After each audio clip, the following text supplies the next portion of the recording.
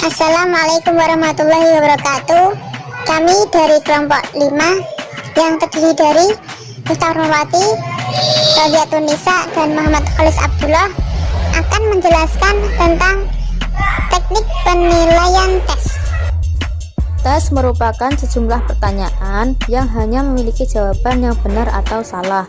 Tes diartikan juga sebagai sejumlah pertanyaan yang membutuhkan jawaban atau sejumlah pernyataan yang harus diberikan tanggapan dengan tujuan mengukur tingkat kemampuan seseorang atau mengungkap aspek tertentu dari orang yang dikenai tes.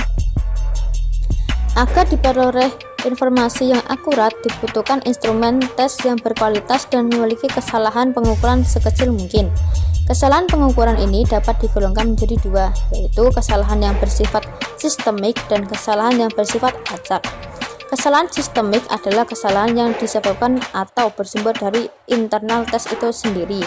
Artinya, kesalahan itu bisa terjadi karena kualitas tes yang kurang baik, seperti soal yang tes terlalu mudah atau terlalu sulit. Sedangkan kesalahan yang bersifat acak disebabkan oleh sumber di luar instrumen itu sendiri, seperti situasi dan kondisi saat tes berlangsung, kondisi psikis dan fisik peserta tes, sarana penunjang yang kurang berfungsi, kebisingan di luar tempat tes, variasi emosi pemeriksa lembar jawaban, dan lain-lain.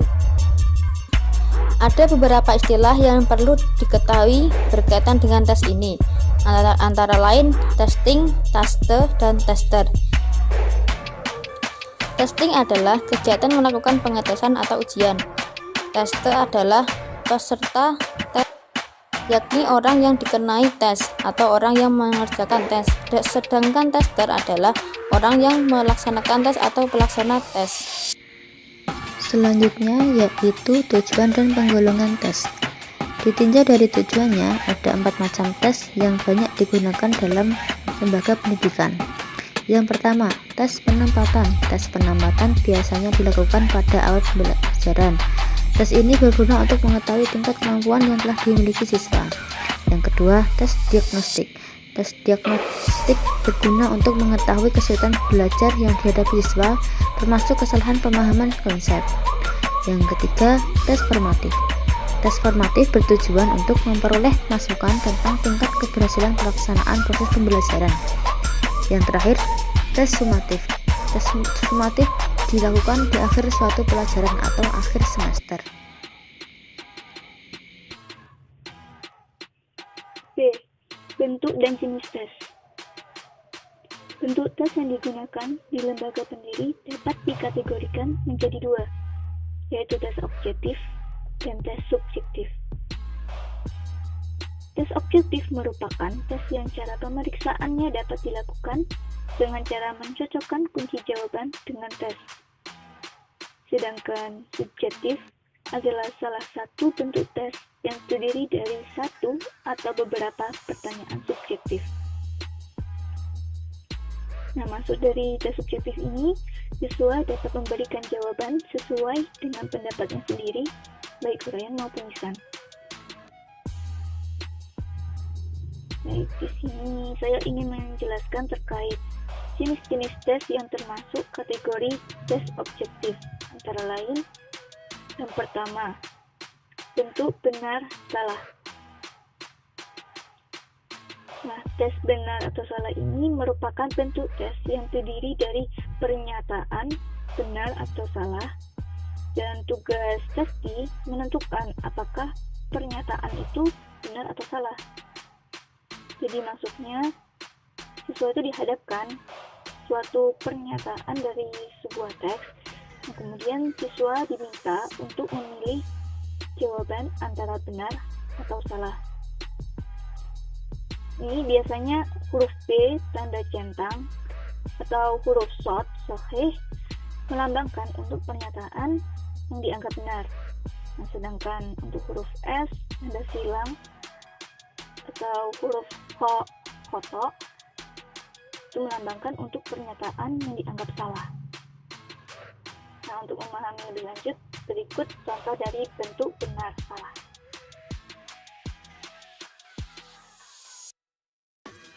Yang kedua yaitu adalah bentuk pilihan ganda.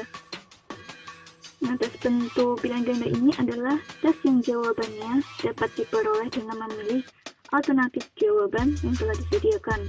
Oke, berikut adalah gambar contoh dari tes pilihan ganda. Nah, maksud bentuk pilihan ganda ini, jadi siswa akan dihadapkan suatu pertanyaan, kemudian siswa akan dituntut memilih beberapa opsi jawaban yang salah. Satu dari opsi jawaban itu adalah jawaban yang sebenarnya, dan beberapa yang lain adalah jawaban pengecoh atau jawaban yang salah. Nah, selanjutnya yang ketiga yaitu bentuk menjodohkan. Nah, bentuk tes ini terdiri dari satu sesi pernyataan dan satu sesi jawaban. Maka tesi diminta untuk mencari pasangan yang cocok antara pernyataan dan jawaban dengan sesuai. Nah, untuk jawabannya sebagai berikutnya. Jadi biasanya tes menjodohkan ini itu terdiri dari 2 kolom. Nah, kolom pertama itu adalah pernyataannya, dan untuk kolom yang kedua adalah jawaban atau responnya. Baik, kemudian bentuk yang keempat yaitu bentuk soal jawaban singkat. Nah, tes ini itu berisi berupa kalimat pertanyaan yang harus dijawab dengan jawaban yang singkat. Nah, seperti contohnya seperti gambar berikut ini. Jadi siswa akan diberikan pertanyaan, kemudian itu siswa harus mengisi dengan jawaban yang singkat dengan tepat. Baik, kemudian bentuk yang kelima yaitu adalah bentuk melengkapi jawaban atau completion test.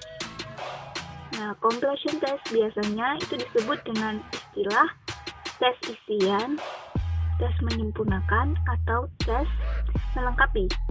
Nah, bisa dilihat dari contoh berikut ini.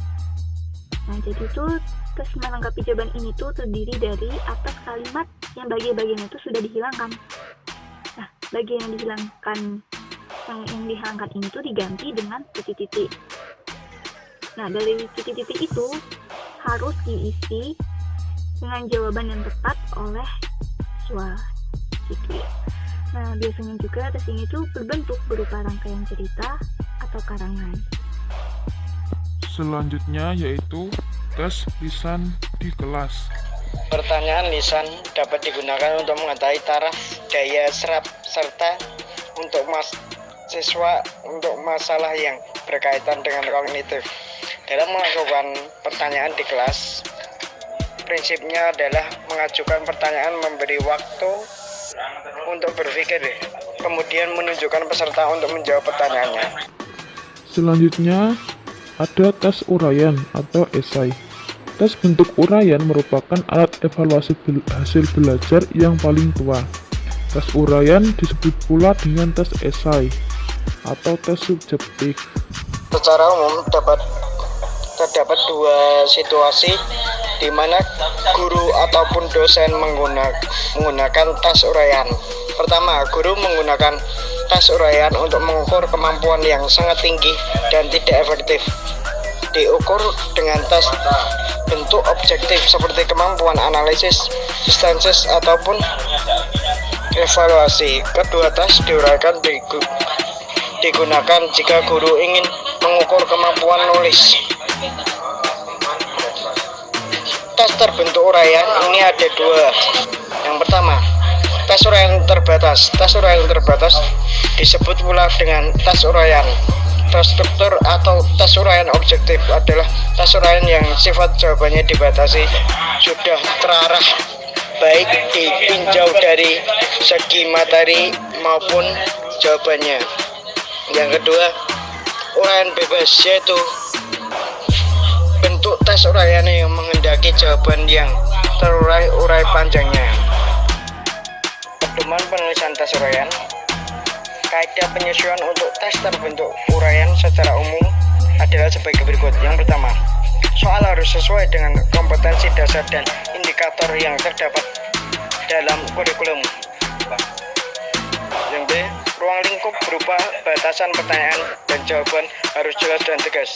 Yang C, rumusan pertanyaan atau pernyataan harus menggunakan kata-kata tanya atau kata perintah. Yang D, isi materi yang ditanyakan harus sesuai dengan jenjang dan jenis sekolah dan tingkat sekolah. Yang E. Rumusan pertanyaan. Jangan menggunakan kata yang tidak menuntut peserta didik untuk menguraikan. F. Buatlah pedoman perskrontak segera setelah soal urai selesai ditulis. Yang G. Sesaat setelah butir-butir soal disusun, hendaknya segera dirumuskan kunci jawabannya. Yang H. Rumusan butir soal harus menggunakan bahasa yang jelas serta komunikatif sehingga mudah difahami oleh peserta didik. Terima kasih. Wassalamualaikum warahmatullahi wabarakatuh.